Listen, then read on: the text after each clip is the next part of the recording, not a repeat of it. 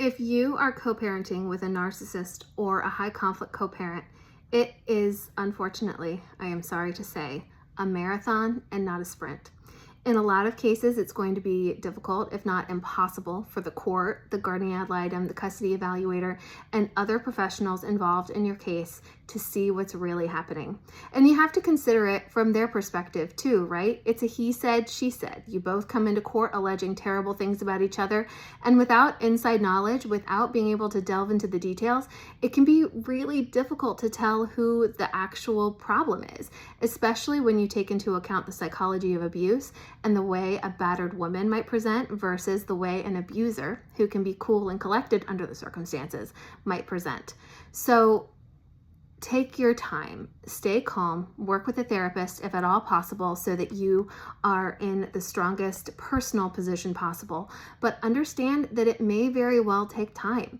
A narcissist can be cool under pressure, often for a long period of time, but not necessarily indefinitely.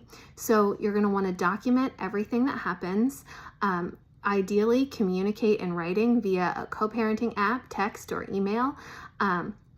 And make sure that you're keeping track of the problems that you're having. Chances are there's a chink in the armor that eventually is going to start to show. I don't think that this is something that's going to be immediately apparent or something that's going to be easily apparent, and certainly not in the first probably couple of times into court. So keep in mind, this is a long-term game.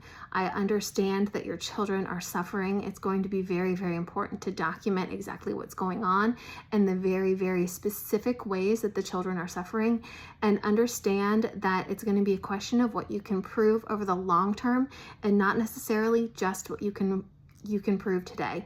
Find an attorney who's going to help advocate for you, not necessarily a pit bull. You know, I have feelings about pit bull attorneys and I don't think they're necessarily the best, but find an attorney who's going to fight for you, who's going to stay calm, who's going to be able to react to all of the wrenches that he and his attorney throw your way, and you're going to be in as good a position as possible.